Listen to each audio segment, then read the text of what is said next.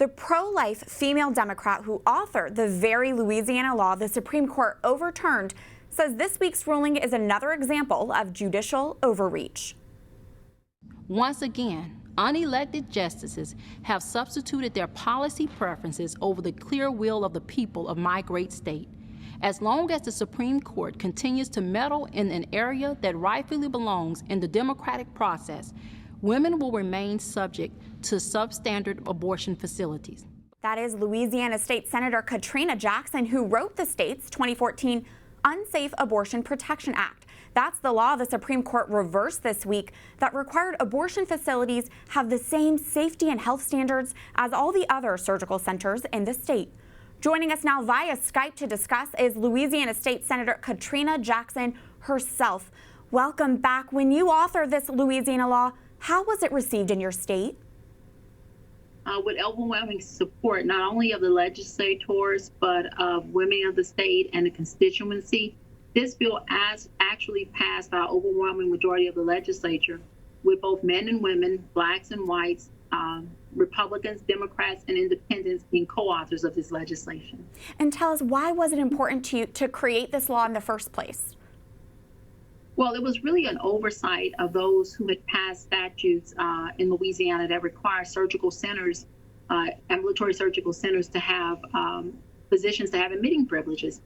So what was so important was this: in every other center, a physician must have admitting privileges in the state of Louisiana, with the exception of abortion facilities prior to authoring this law. And so basically, Louisiana, unbeknownst to the legislators, had a lower standard of care for women than it did for men in this area.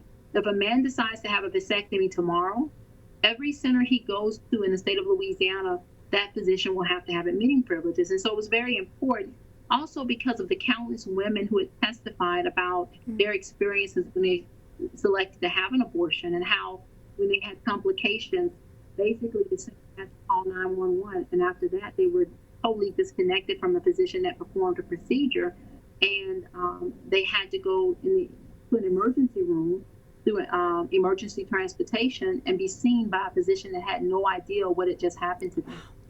Your witness really does defy the main narrative of the pro-abortion lobby. Katrina, can you tell us about why you are a pro-life Democrat? It's based on my faith in God. I was in church one day, and I tell this story all the time. I was 20-some years old, and we were studying the Bible, and we got to the Proverbs, and it says 6 things that God hates. Number 7 is an abomination. One of those 6 things that God hates was the shedding of innocent blood. And what's more innocent than a life that has known no sin, that had been born into a world of sin? And so I said, if I'm going to do whatever I do in life, I'm going to stand for what God hates. To that point, Katrina, ahead of the Supreme Court oral arguments on your Louisiana law, you took part in a vigil on the steps of the Supreme Court, and you led a powerful prayer. We've spoken before about your Christian faith, and while this week's ruling is deeply demoralizing, where do you, Katrina, see God in all of this? I think that our nation has denied God before. I was very prayerful that they wouldn't deny who God is and what he says about abortion, and what he says about taking care of the least of them. And so I am deeply disturbed. I posted on my Facebook and on my Twitter accounts, I posted this picture, and I still don't know who this artist is. And it's a picture of the Statue of Liberty holding a child and mourning for that child. And I told them that on the day that the Supreme Court decision came out, I mourned for America, that we were constantly getting away from what God wanted. And so in my Christian faith, I had to dig deep inside to not be as disappointed and to go on advocating. And I remember what the scripture says, that the race is not given to the strong nor to the swift, but to those who endure.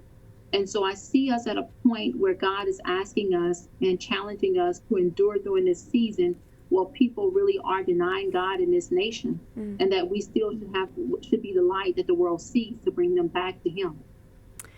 What does this week's ruling say about the future of the pro-life movement? I mean, should we shift away from a focus on laws and turn more of our attention into engaging culture? What are your thoughts on this? Well, I don't see when we lose a battle I like that. I see that we're still attempting to win the war. the war on the killing of the unborn, and murder happening in clinics legally. I think that we definitely have to still participate and focus on the law, but we have to be more engaging to the general public.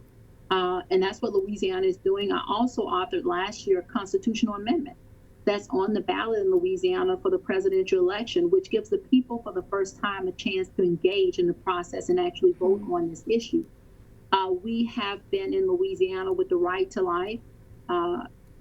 We've been advocating more in the community, going out to our churches connecting us with youth organizations. So yes, I do think we still focus on law, but that missing element that Louisiana has been focused on for the last year is the people.